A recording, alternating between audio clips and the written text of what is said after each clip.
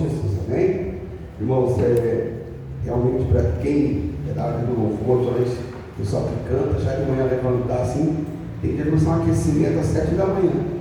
Aquecer, fazer um gargarejo, comer uma maçã. Eu não sei, dizem que maçã funciona como esponja no organismo, né? Limpa, faz tudo, né? Se faz, eu não sei, mas eu amo maçã, né? Eu não fico sem maçã. Eu não fico sem maçã e sem abacaxi, não sei porquê, né, irmão? Eu sempre tenho um abacaxi para descascar. Mas a maçã resolve, né? Pega a sua Bíblia, Evangelho de Lucas. Deus tem falado conosco no Evangelho de Lucas, né? E geralmente nós temos aprendido muito em nome de Jesus, amém? Louvado seja Deus. Lucas capítulo 7. Tá online, Richard? Tá, né? Então você de casa também ouça a palavra, ou quando ouvir essa palavra, o Espírito Santo continue falando no seu coração, amém? Lucas 7. Quem achou aí diz amém? Amém. Eu vou ler o verso 11 em diante, até o verso 17. É um texto conhecido dos irmãos, tá? Eu vou colocar o óculos, irmãos, porque ultimamente vai e vem, né? Então, primeiro eu vou colocar para garantir. Diz assim: e aconteceu pouco depois, ir ele a uma cidade chamada Naim, e com ele ia muitos dos seus discípulos e uma grande multidão. E quando chegou perto da porta da cidade, eis que levavam um defunto, filho único de sua mãe, que era viúva, e com ela uma grande multidão da cidade. E vendo ao Senhor, moveu-se de íntima compaixão por ela e disse: não chores. E chegando-se, tocou o esquife, e eis que levavam, pararam, e disse: jovem, eu te digo, levanta-te. E o defunto assentou-se e começou a falar. E entregou a sua mãe.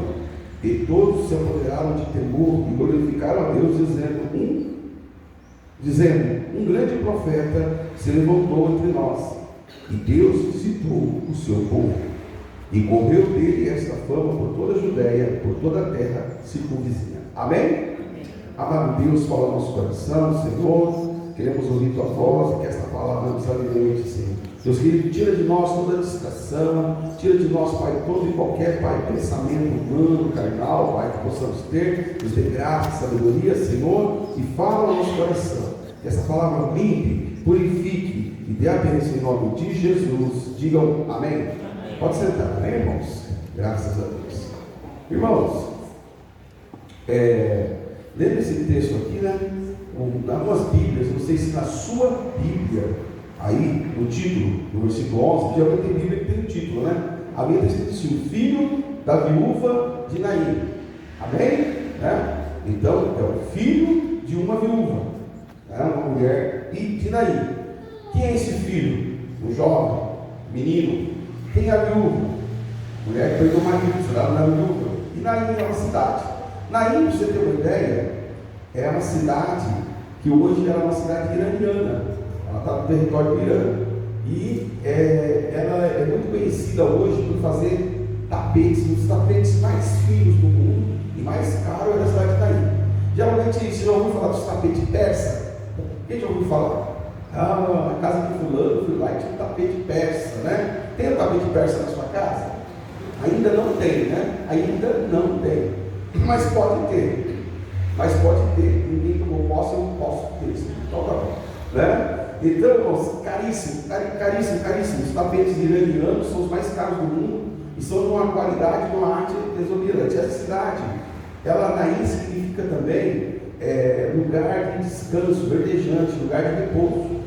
Talvez eu pudesse dizer assim que Jesus quis passar por lá para dar uma descansada, mas a gente vê que ele não estava sozinho. Tinha os discípulos na multidão, a multidão não dava sossego para Jesus. Jesus, mesmo que ele quisesse descansar nos seus 3 anos, irmãos, nos seus 3 anos, ele fez tanto milagre que ele não tinha como ele ter sossego. Então ele ia, as pessoas, sinais seguem os que creem, mas também segue o milagre. Você é um milagre? É um milagre, amém? A gente vê nas redes sociais hoje, olha, fulano tem 50 seguidores, fulano tem 50 seguidores, né? Mas eu pergunto, quem segue Jesus?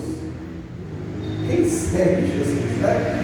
Eu estava lendo ali, senhor, um repórter antigão, e ele fala assim: se tem influencers, é porque tem idiotas.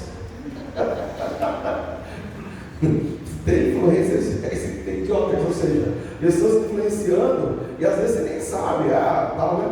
Então nós temos que ter um cuidado. Por isso que Jesus é a melhor influência para mim e para você. Quer seguir alguém? Siga Jesus. Você não precisa de Facebook para seguir Jesus, não precisa de Instagram para seguir Jesus, não precisa de YouTube, nada. Para seguir Jesus, basta você ouvir a palavra dele, crer e falar: eu vou seguir os passos de Jesus. E, irmãos, Jesus é a pessoa, graças a Deus, o personagem, é a pessoa mais seguida da história da humanidade, né? Eu diria que sim, mais seguido, mas também mais perseguido, porque tem aqueles que não creem. Quem não crê, persegue quem segue Jesus. Você quer ver uma coisa? Você quer ver um sinal se você segue Jesus? Você é perseguido e é perseguida. Não pense que você segue Jesus, eu falo sempre isso aqui na igreja, porque você segue Jesus que vão te amar, que vão te dar flores, não sei o quê. Quanto mais você segue Jesus, mais perseguido você é. Mais vão falar de você, sabe? Mais lá vão criticar, você entendeu? Deixa eu falar uma coisa, fica tranquilo, você não está vendo. E é até bom que você não veja e nem saiba, mas Deus está vendo e sabe. E por isso que você tem que descansar nele. Mas voltando para o texto, Naim é uma cidade, é um vilarejo, na verdade, de descanso e tudo. E Jesus tinha operado grandes milagres. Esse texto começa falando lá em Cafarnaum, no capítulo 7, quando o centurião procura Jesus, o centurião de Cafarnaum, e ele está em casa. Perdão, meu irmão, hoje esse cigarro está pegando mesmo, né? Ele manda lá o servo dele, lá, o centurião de Cafarnaum, falar com Jesus. E ele fala do seu problema. Jesus fala que nem Israel tinha visto tanta fé que na fé deste homem, de que Jesus nem precisaria ter ido lá, e só que Jesus dava a palavra, ele ia receber a bênção na casa dele. Era um homem crente na palavra de Jesus. Não era um homem Tomé, que era crente só no que via, ele acreditava na palavra. Olha o segredo. Pela palavra de Jesus, falou assim: olha, eu creio que vou receber a bênção na minha casa. Nesta manhã, pela palavra de Jesus, você crê que vai receber a bênção na sua casa? Porque é a palavra do Senhor. Porque tem gente que tem que ver o milagre para crer. Agora tem gente que acredita no milagre antes de ele acontecer, só pela palavra. Nós estamos nos 40 dias de milagres. E eu creio, irmãos, que pela palavra do Senhor, muitos milagres ainda vão acontecer neste mês de setembro. Como um milagre vai acontecer ainda este ano, e como um milagre tem acontecido. Irmãos, e outra, não sejamos ingratos. Eu tenho certeza que todos nós aqui já vivemos esse ano um milagre. Milagre que a gente vive todo dia, irmãos. Olha, essa semana foi antes de ontem. Estava lá, Deus no Adilson, lá no terreno. Ontem o Danilo estava lá conosco também. E tem uma pilastra, quando fazer a escada para bater o nível. E quem é quase pedreiro, eu estou virando pedreiro já, usa uma mangueira, a aguinha, você vai lá com um arco, segura, e o outro vai lá. Vocês sabem o que é isso, né? Tirar o nível? Um vai com a mangueira, sabe o que é isso, não? Você vai lá para ensinar. Você vai lá, põe a mangueirinha lá, segura, a água está aqui, você marca aqui, fica aqui, o outro vai do outro lado para medir. Irmãos, eu estou na pilastra lá na escada, eu só escuto uma batida no nosso muro, passo um monte de bloco caindo para trás, assim, um caminhão foi dar reta do lado e afundou lá na nossa parede lá, passou assim da escada, irmão. Olha que milagre, irmão. Eu estou lá em cima, se a escada do caminhão me joga para trás, eu bato de cabeça, e essa cabeça pequena tem espaço para ajudar, né? Então, olha só, às vezes a gente acha assim: que sorte, né? Que sorte que eu tive, não, que milagre que eu tive. Você está entendendo, querido? Porque quantas vezes, né? E o encardido, irmão, fugiu, deu do pé, inventou um pulo lá para mim, né? Aí eu tive que ficar arrumando lá, não tinha também que tampar o buraco lá, né? Mas assim, interessante, aí o irmão Deus falou assim: nossa, pastor, olha o tamanho dessa construção, tanto lugar para esse caminhão bater, bem onde o senhor estava, você vê que coisa, né? O inimigo está tentando derrubar, mas Deus está te segurando, graças a Deus. Então isso é milagre. Milagre você está aqui nessa manhã, porque quantas pessoas não acordaram de hoje? Quantas pessoas não tiveram a oportunidade que você tem? Então, irmãos, eu digo assim que esse texto começa falando do homem que acreditou na palavra de Jesus. Somente a palavra de Jesus era o suficiente para ele ter um milagre na casa dele. Tem gente, irmãos, que se só a palavra não basta. Sabe por que não basta? Porque ela não tem fé, ela não crê. Então ela se torna uma refém de algo abstrato. Por que as religiões conseguem grandes multidões, grandes movimentos? Porque tem sempre um amuleto. Tem sempre alguma coisa. E até mesmo nós, o povo dito evangélico, se apegamos a isso muitas vezes, irmãos. Você entendeu? Nós lançamos aqui um olhinho, os irmãos levarem, aquela coisa legal, uma bênção, por causa da campanha. E a Bíblia fala da unção, isso é bíblico, irmãos. Isso é maravilhoso. Mas quanta gente que não é da igreja, irmãos, que me encontra, fala, o senhor não tem um olhinho para me dar? Mas elas não estão crentes na oração e na unção, elas estão crentes no olhinho. É diferente de mim e de você, que entendemos o processo de uma unção. Você está entendendo? Você quer ver uma coisa? Eu lembro de uma campanha de uma igreja que dava tijolinho para a pessoa ter a casa própria. Irmãos, fazia fila de pessoas para levar um tijolinho daquele para casa, porque ela queria ter uma casa própria. Irmão, mas você quer saber qual é o milagre para ter uma casa própria? Levanta as patas assim, vai trabalhar, economiza, gasta menos com besteira, compra as suas coisas, compra um terreninho, constrói, vai ter sua casa. Mas tem gente que ainda acredita que Deus vai, através do tijolinho, te dar uma casa. Essas coisas, irmãos, não é milagre. Milagre é sobrenatural. E indo agora para o texto, Jesus entra então, sai de Cafarnaum. De Cafarnaum até Naim, se você entrar no Google, agora não, eu quero que você entre agora, depois do culto, você vai ver que é 53, 54 quilômetros. Então dá para fazer uma horinha de carro. Mas Jesus gastou quanto tempo será para fazer? Acho que creio que um dia, né? Irmão, você imagina lá no deserto, aquele sol. É como se você andar daqui até São Paulo. É pertinho aí de carro, não é? É uma horinha. Mas a pé, a gente gasta pelo menos umas 5 horas, será? Se fosse para ir a pé para São Paulo? Umas 5, 6 horas, irmão. Aí, né? Para para tomar uma aguinha, né? Coisa, né? Se fez com uma mulher, demora mais, porque você tem que ir no banheiro toda hora, então, né? Então, vai preconceito agora, hein?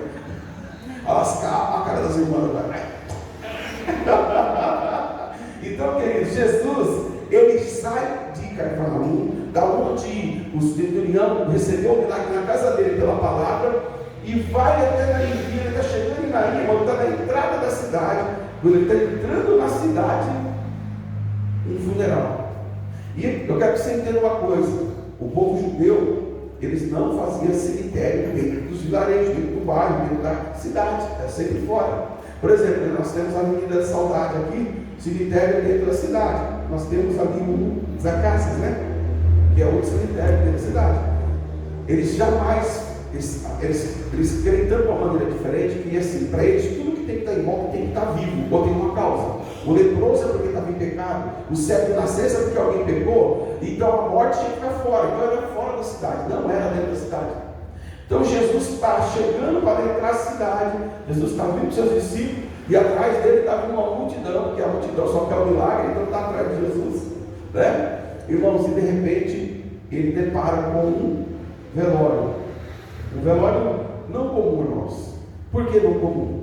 Irmãos, deixa eu dizer uma coisa para você. O inesperado, as coisas inesperadas, elas podem acontecer, né? Mesmo que nós sejamos fiéis a Deus, mesmo que nós tenhamos fazendo nossa vida certinho, o inesperado pode acontecer na vida de qualquer um de nós.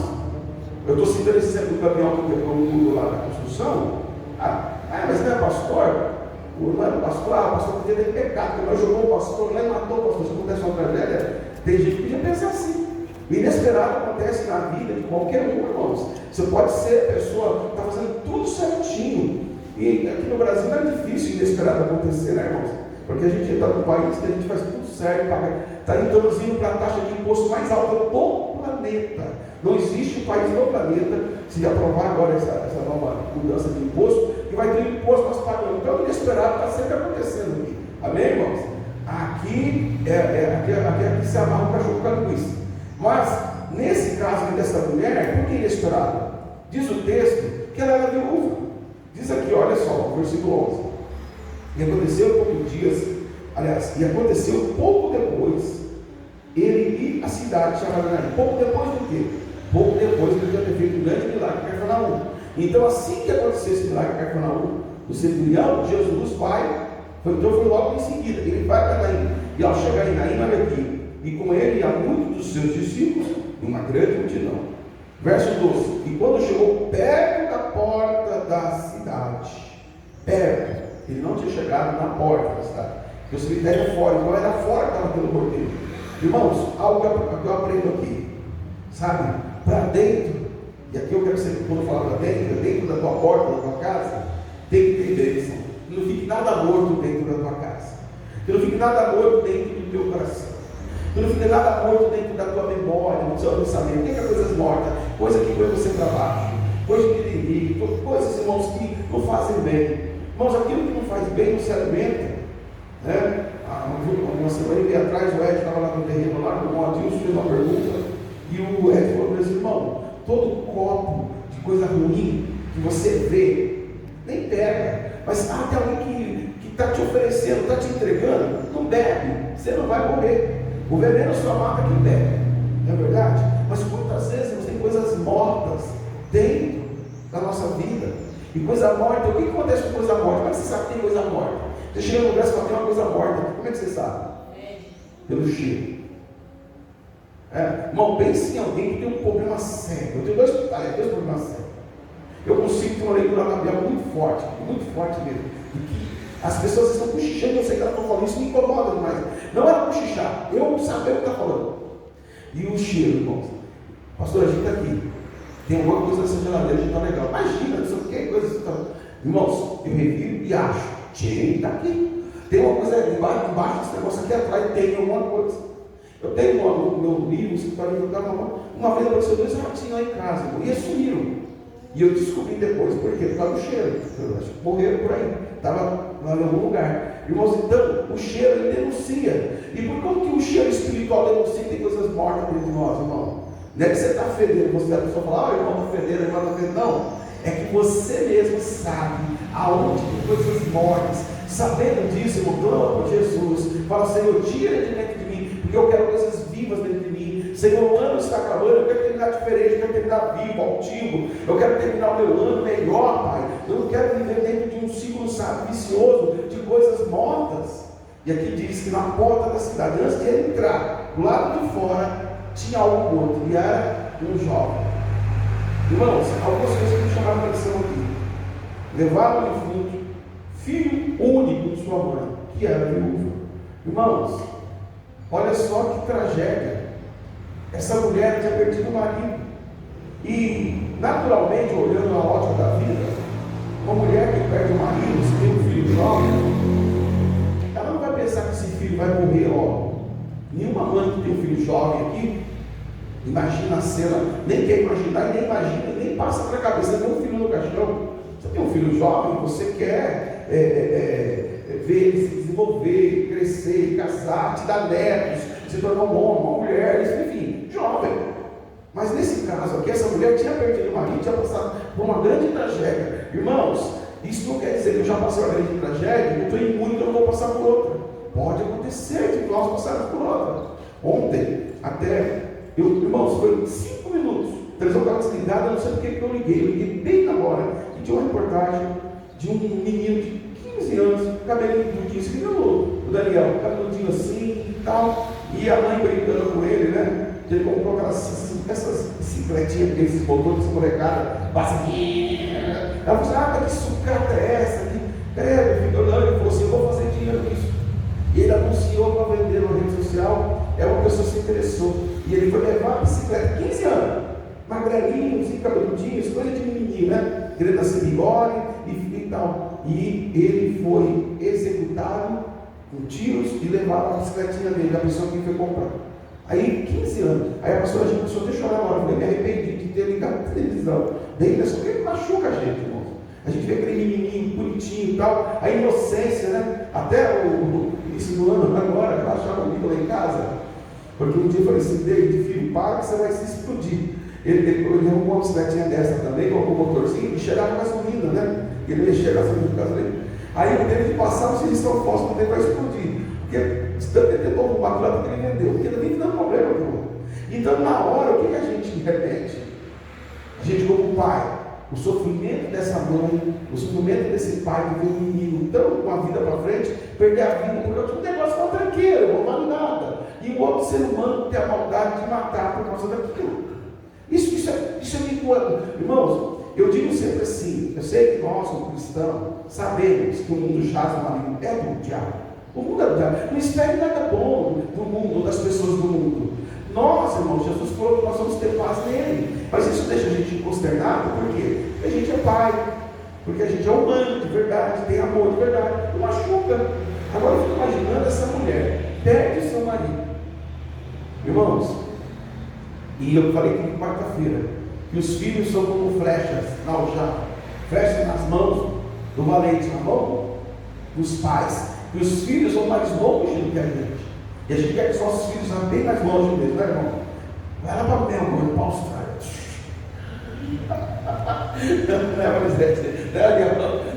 A gente quer que você vá para lá, não no sentido que eu me engano, mas é longe de sucesso, de melhor. Mas você fala, irmãos, nossa, que o David e a Thalita possam ir mais muito, sabe? Tem que ser prazeroso. Então, irmãos, eu vejo essa mãe aqui agora, viúva, perdeu seu marido, e naquela época ter um filho, um homem, e aqui, irmãos, é você ver como a lei era totalmente assim, vou dizer assim para você, que Jesus fosse graça, porque na lei a mulher era de um valor secundário. O filho homem tinha um valor tremendo. Se a mulher ficasse viúva e tivesse um filho homem, ela era valorizada, ela tem um outro homem de casa, é uma herança, e vai ser o que? O provedor daquela casa. Ele assumia o papel de sacerdote da casa, tanto é que a bênção do pai ficava para o filho homem mais velho. Era sempre assim. Você entendeu? Então, isso era a lei judaica. Então, essa mulher, ela estava amparada para esse filho. De repente, um belo dia, ela viúva, não teria mais amparo, porque agora o seu filho também morreu. O filho morreu. O amparo dela morreu. E aqui, irmãos, eu fico imaginando, né? Ela perdida, ela assim, e agora? Como que eu vou alcançar? Porque era meu filho que ia conduzir isso. Ô Richard, dá para colocar o Salmo 127 aí, versículo 3 e 4? Que eu acho que eu falei quarta-feira aqui, na igreja. Você entendeu? Vamos lá. Ó, eis que os filhos são herança do Senhor. Herança. Irmão, eu sempre falo isso, herança é um negócio que se você não cuidar, você perde. Então, o pai que não cuida de filho vai perder. E quando eu falo cuidar, é cuidar mesmo, irmão, sabe?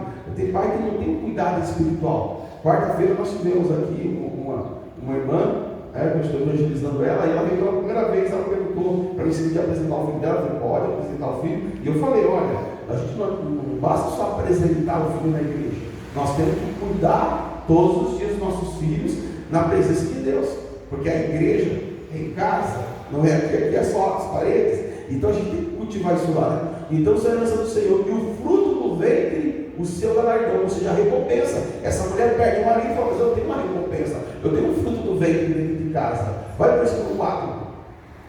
Como flecha na mão de um homem poderoso, assim são os filhos da mocidade. E é verdade, irmãos, eles têm mais híbrido. A gente não vai se transladando, né, irmãos?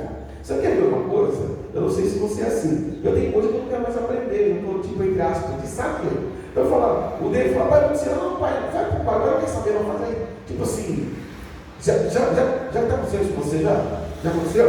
Você está ficando velho primeiro. E quando a gente é novo, a gente quer competir, né? Quem sabe mais. Eu estou naquela fase, eu não quero saber mais, eu não quero saber menos.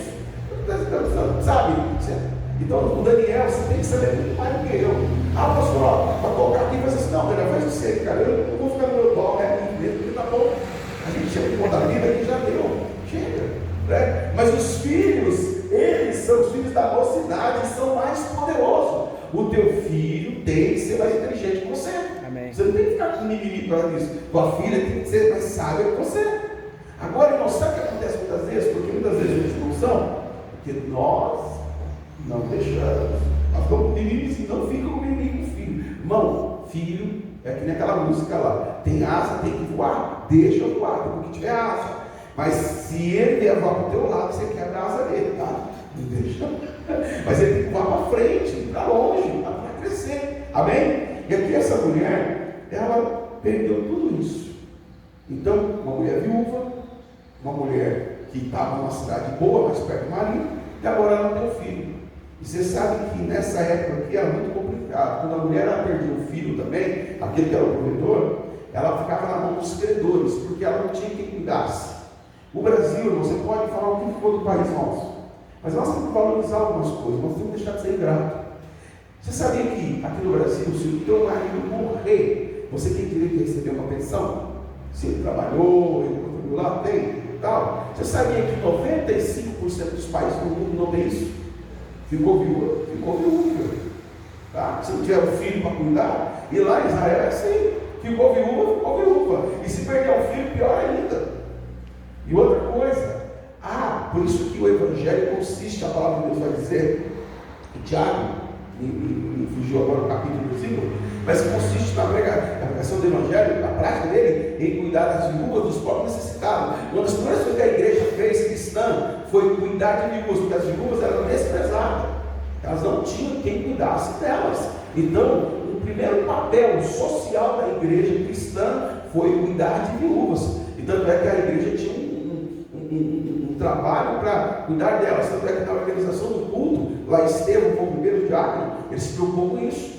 Então a igreja, quando eles pregavam, chegava muita necessidade. Imagine Pedro. Agora eu falo Pedro pregando, né? Eu falei pregando. O Pedro pregando, e aí chega lá, tem que dar cesta básica lá para aquela irmã, tem que pegar outra. Aí o Estevão foi o diácono, isso que tem os diáconos é para estar atento para a organização do culto. Aí cuidar. Agora essa mulher está desprovida desse cuidado. Essa viúva de Naim está desprovida desse cuidado. E seu filho está morto, não tem quem vai cuidar. Então o papel da igreja é cuidar. O papel da igreja é dar amor. O papel da igreja, irmãos, ele é muito mais profícuo do que somente a pregação da palavra. A pregação da palavra, ela é as orientações, é o consumo do alimento. Mas a prática é a prova de que você foi bem alimentado. Então, quando o pastor prega a palavra, você tem que ser alimentado da palavra. A igreja que não dá ênfase para a palavra, irmãos, ela vai ser uma igreja até bonita, pirotecnia, tudo, mas ela não tem uma qualidade de sustentabilidade, que é a palavra de Deus. Então, essa mulher, essa viúva, ela está lá e está tendo velório, bem na porta da cidade. Bem na porta da cidade, né? Então, nós temos que estar atentos, irmãos, para que a gente, eu diria assim, tem que estar atento no dia mal. Coloca Efésios capítulo 6, versículo 13, igreja. Olha o que o apóstolo Paulo diz a respeito disso.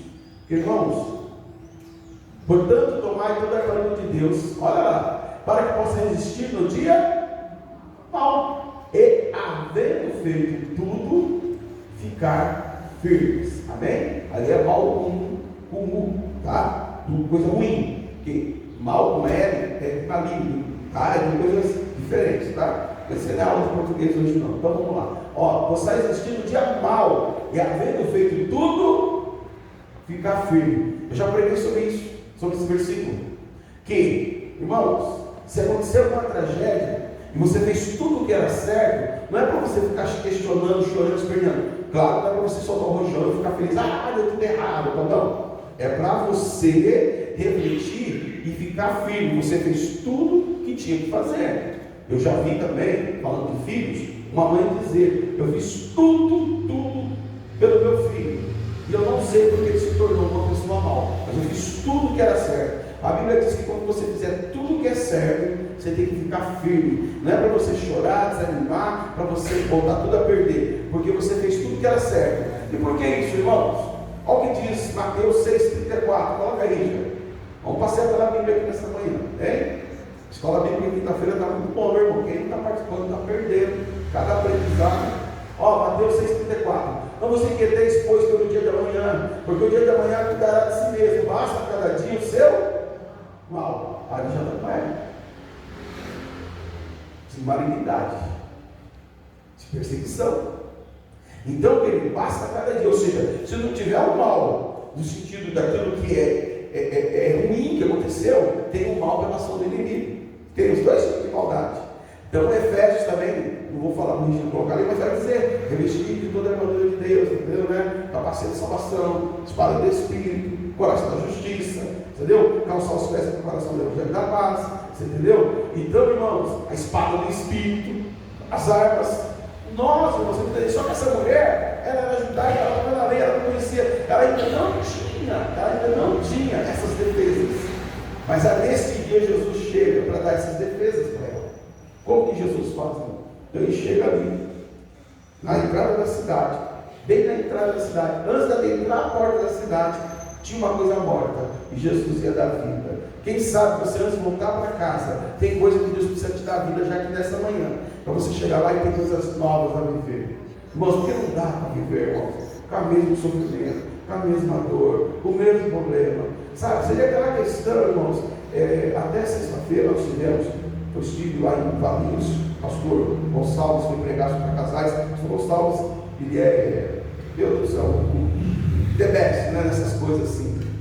Tem canal no YouTube lá, ele falou que já está chegando em 700 mil, quase 800 mil lá no canal dele no YouTube, né? O Alex esteve comigo, a menina esteve lá comigo também, tá? Sabe, irmãos, ele falou algo que chama atenção. Sabe que tem pessoas que não têm prazer de ir para casa, termina o dia e fala: eu não quero voltar para casa, não quero voltar para casa. Se eu pudesse, eu ia para outro lugar. Se o chefe que manda fazer hora extra, eu vou fazer hora extra. Meu irmão, sabe, se tem alguma coisa para voltar para casa que deixa você triste, essa mulher vai imaginando. Depois do enterro do filho, mas queria voltar para casa, irmão. Quem já voltou para casa depois do velório com um parente muito querido? É triste, né, irmão? Os primeiros dias, esse primeiro momento, você chega em casa e você olha e diz: nossa, isso aqui era do fulano. Isso aqui era do seu. Poxa, é difícil. Isso aqui era do fulano. Aí você vai lá na gaveta e tal. Aí começa, porque você. Então, irmãos, voltar para casa depois de uma coisa morta é terrível. Mas eu fico imaginando agora essa mulher ao contrário. Jesus encontra esse funeral, a turma indo para fora da cidade, esse funeral, e Jesus fala assim: não, esse povo vai voltar para casa alegre, vai voltar para casa vivo. É igual o povo da igreja quadrangular, da terceira igreja cativa, no domingo de manhã, no dia 8 de setembro, eles vão voltar para casa feliz e alegre, porque eu vou ressuscitar coisas na vida deles. Amém, glória a Deus. Jesus encontra aquele povo fazendo um culto fúnebre, um ofício fúnebre. Triste, bom, não adianta, eu faço ofício público e tudo. Esses tempos atrás, até em Nova Cidade, foi uma coisa muito maluca, irmão. Sabe, você chega em casa assim, e eu pensei assim: acho que preciso dar uma descansada. Eu estava mexendo no tratamento de dente, me anestesiado, pastor, eu falei: acabei de chegar, eu estava preparando lá um mingau para mim, não tinha mexido. É porque morreu uma amiga minha, então você pode vir aqui dar uma palavra. Acho que foi em 15 minutos, cheguei lá, irmão, né? Só que você chega num lugar que eu não conheço ninguém, não conhecia do fundo, eu não conhecia, eu não tinha intimidade com ninguém lá. Então, para mim, para a família, eu fico imaginando que a família é algo precioso, alguém que querido, amado, estava ali. Mas para mim é uma pessoa que eu não sabia nem quem era. Cheguei lá com um papelzinho para ver o nome, para poder falar, né? E estava anotado o nome e tudo. Mas na hora você pede graça, poder de Deus, a palavra de Deus. Depois muita gente veio me agradecer, veio falar: pastor, obrigado pela palavra, pastor, obrigado, aquela coisa. Depois eu vou fazer isso também, mandou uma mensagem que o pessoal gostou. Não, eu fui lá para falar para o pessoal gostar, né? Porque o importante mesmo, irmãos, é consolar o coração das pessoas com a palavra. Agora você imagina, Jesus faz muito mais do que um homem pode fazer. Se a palavra traz consolo, Jesus traz vida. Olha só, Jesus chega lá e não dá uma palavra de consolo: olha, sabe, o seu filho morreu, mas Deus vai te visitar. Não, ele vai lá simplesmente para aquele funeral. Irmãos, Jesus tem o poder de parar aquilo que está morrendo na nossa casa, na nossa vida. Ele para. E ele aqui diz, irmãos, que ele faz outra coisa. E vendo o Senhor, moveu-se de íntima compaixão por ela e disse: não chores. Irmãos, Jesus teve íntima compaixão pela situação daquela mulher, porque ele sabia o sofrimento que ela já estava, irmãos, porque ela perdeu o marido, agora perde o filho, irmão. É um baque. Eu não quero nem que você pense isso, você perdendo, as mulheres que perdem o marido e já você começa a perder o filho, porque é um baque atrás de outro baque, é um sofrimento muito grande. Aqui irmã Maria Donizete, um dia ela contou um pouco do testemunho dela, a gente conversou, ela já falou também na escola bíblica, né? E ela passou por uma experiência, uma fatalidade, perdeu um filho. Não, mas você imagina só, perdendo em sequência, perde o marido, perde o filho. Jesus então tem íntima compaixão. Porque, irmãos, deixa eu dizer uma coisa para você. Jesus, irmãos, e o Senhor, é a palavra de Deus, nós servimos a Deus, que eu disse, não estamos imunes de não passar o sofrimento, de passar uma tragédia. Mas o Senhor não se alegra com o seu sofrimento e com o meu sofrimento. Ele não se alegra. Muito pelo contrário, mas como? Por que Deus permite? Irmãos, tem sofrimento e tem coisas que são específicas, porque glorifica o nome do Senhor. Olha só, essa mulher perde o marido, perde o filho, só que agora o nome do Senhor vai ser glorificado pela compaixão de Jesus por ela. E o mesmo Jesus que teve compaixão por ela, tem compaixão por mim e por você. Amém. Tem compaixão. E essa compaixão foi tão grande que ele chega perto do caixão, esquife, é caixão, tá, irmão? Não tem gente que pensa que é esquiar, não, esquife é um caixão, né? Ele toca ali, olha só, irmãos, e chegando, tocou o esquife, e os que levaram pararam e disse, tocou o esquife, E os que levaram pararam. Antes de eu continuar com o que Jesus disse, irmão, por que eles pararam, irmão? Irmão, presta atenção. Para o povo judeu, para a lei, não se toca em nada morto. Maldito é quem tocasse no cadáver. Eles tocavam com os mortos. Eles tocou no ritual. Irmãos, Jesus veio quebrar a lei e trazer a graça. Ou seja, Ele, Jesus, tem poder para tocar na morte aquilo que é maldito. Isaías diz que Ele se fez maldito por nós. 53, se ele não tocar no capítulo. Ele se fez maldição, se fez maldito. Então toda a maldição que havia na terra, no mundo, e que há, irmãos, para quem está em Jesus, não está mais em nós, está sobre Ele. Por isso que nele nós recebemos milagre, nele nós recebemos cura, nele nós recebemos libertação, e nele nós recebemos perdão. Toda a maldição que é para ser lançada sobre a tua vida, quando você clama o nome de Jesus, está sobre Ele, porque Ele fez isso no madeiro. Maldito seria todo aquele que fosse colocado no madeiro, diz a Bíblia. Por isso Jesus foi para a cruz. Ele não morreu de outra forma, porque era uma forma de representar a maldição. Ele toca naquilo que era maldito, naquilo que era morto. Só que Jesus tem o poder de tocar no que é morto e voltar a viver. Amém. Eu fui lá no velório, cheguei lá, tinha neve, chorando, aí tem costa no caixão, só que eu tiro a mão e a pessoa continua morta. Eu falo com as palavras que é a palavra de Deus para dar vida para quem está vivo e vivificar, mas eu levanto de fundo. Jesus é aquele que toca no que está morto na nossa vida e dá vida, irmão. Amém. E ele libera uma palavra, irmãos. Ele fala assim: levanta-te. Quantos de nós estamos nesta manhã, irmãos, agora na nossa vida, precisando ouvir essa palavra? Levanta-te, levanta-te da tua vida financeira, levanta-te do teu relacionamento, levanta-te no teu emocional. Irmãos, eu falei que esses dias, a geração que vive de cabeça para baixo, em todo sentido, forçada a olhar para baixo. Porque hoje em dia, irmãos, as pessoas estão forçadas a olhar para baixo. Eu fiz questão de colocar esse letreiro nosso bem em cima. Poucos vão ver, porque poucos andam de cabeça erguida. Mas quem andar de cabeça erguida vai descobrir. Irmão, se eu andar de cabeça erguida, você descobre tanta coisa. Só cuidado para não picar também, né? Às vezes tem uns degraus aí, alguma coisa, né? Vigia. Mas é cabeça erguida. Jesus fala para esse menino que estava morto. Ele fala que está morto na minha e na sua vida nessa manhã. Põe de pé, levanta, levanta. E ele não só levanta, irmãos, como ele dá vida mesmo. Lembra que diz assim, ó, levanta-te. E o vulto aceitou e começou a falar. Irmãos, o milagre, quando ele começa a falar, vai mostrar que houve mudança, que houve vida, e vai glorificar o nome do Senhor. E como o milagre começa a falar, todo mundo passa e fala assim: nossa, a Patrícia é um milagre. A Patrícia chegou, a Patrícia não falava, a Patrícia não conversava, a Patrícia não sei o quê. Aí o Matheus falou um dia lá no grupo, lá da aniversário da Patrícia, porque a Patrícia chamava, que ela fala, ela evangeliza, ela tem ideias e tal. Não que ela não tinha antes, mas estava morto. Aí Jesus entrou na vida dela para colocar isso em vida. Irmãos, quantas coisas você me mostra. Queridos, se nós estamos construindo lá o templo, é porque Deus colocou vida nesse sonho que eu tinha. Eu tive que tomar atitude, porque eu poderia ficar sonhando e até vou brincar, né? Mas igual o pastor Gonçalves, Alex, né? Por exemplo, quem quer ir para Orlando aqui? Orlando, Flórida, quem quer ir para Orlando, né? Então, aí ele falou assim que pode ir para Iracemápolis, porque ele tem um primo lá de Orlando. Você entendeu? Então às vezes a gente fala muito de um sonho e a gente até brinca porque a gente não vê possibilidade. Jesus, irmãos, é quem que dá possibilidade, quem que está morto. Essa mulher viúva ia voltar para casa chorando, irmãos, e deixar fora aquele que estava morto. Agora ela volta com aquele que estava morto, ressuscitado e vivo. Então ela volta com esperança para a sua casa. E nessa manhã nós possamos voltar para a nossa casa com esperança. Sabe, eu não sei. Quando ele me declara morto, eu não sei o que está morto na sua vida, na tua casa. Mas o inesperado atrai Jesus. O inesperado atrai Jesus. Jesus foi para Naim e ele encontra aquele velório no caminho dele. No caminho dele encontrou o que estava morto e ele deu vida.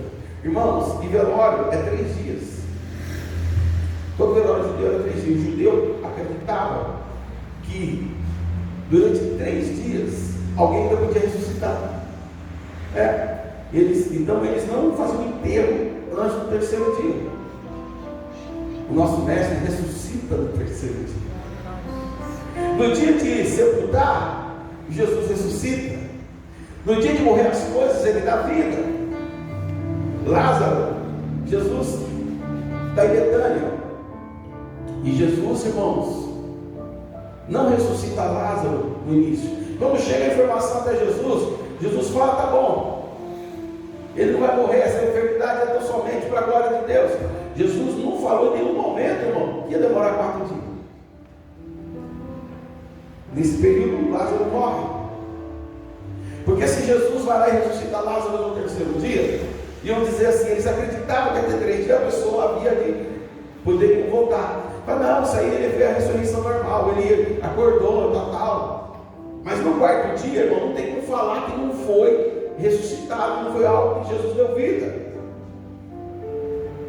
Irmãos, fora da cidade, na porta da cidade, fora da porta, irmãos, daquele lugar que eles só tinha ali o cemitério.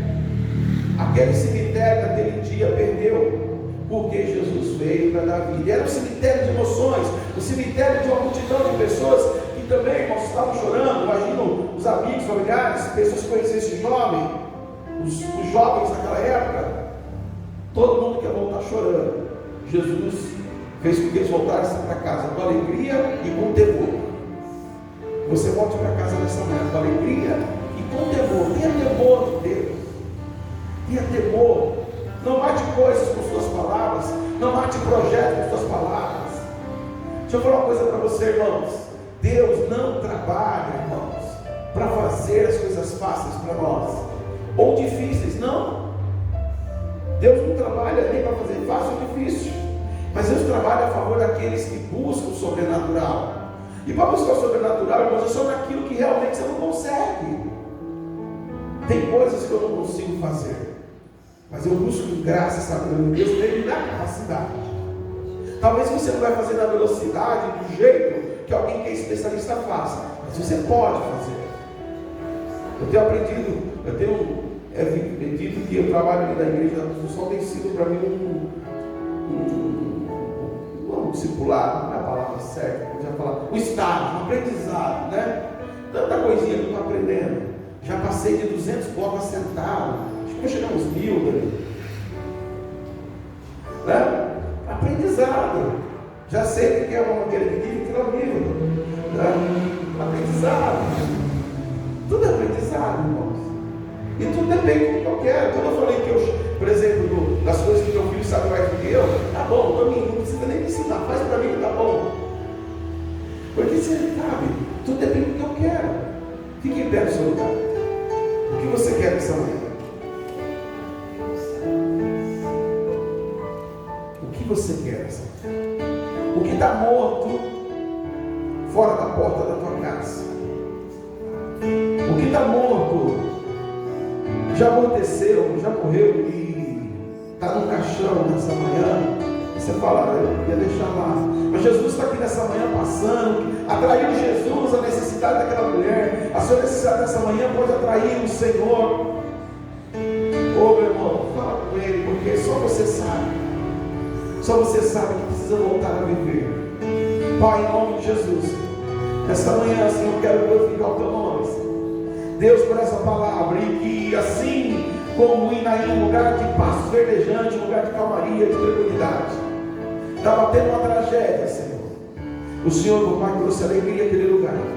Nesta manhã, Pai, assim como a nossa casa tem que ser pasto verdejante, um lugar de paz e calmaria, talvez, se estejamos vivendo uma tragédia, o Senhor traga alegria, ressuscite sonhos, projetos, Pai. Ânimo, Senhor. E se algum de nós, meu Pai, morrer espiritualmente, repreenda, Pai, e que nós voltemos a viver em nome de Jesus. O Senhor opera milagre da fé, Pai. Pai, oh Deus querido, porque lá em Cafarnaum havia um que acreditava somente na tua palavra, não precisou só ir lá, mas também em alguém, Senhor, que já tinha perdido a esperança. Agora, meu Senhor, agir de maneira prática, e o Senhor coloca as mãos e diz: levanta-te. E o menino começou a falar, e os milagres de cada um comecem a falar nesta manhã, Pai. Oh Pai, que o milagre essa papai comece a falar, porque quando o milagre fala, é o nome do Senhor que é glorificado. Quando o milagre fala, é o nome do Senhor, meu Pai, que é lembrado. Quando, meu Pai, as pessoas olharem e falar: o fulano é um milagre, causa da glória do Senhor. E a palavra é: levanta-te, levanta-te, levanta-te. Então levanta, Pai, nesta manhã, dá força ao caído e dá graça, Pai. A minha vida é do Mestre, meu coração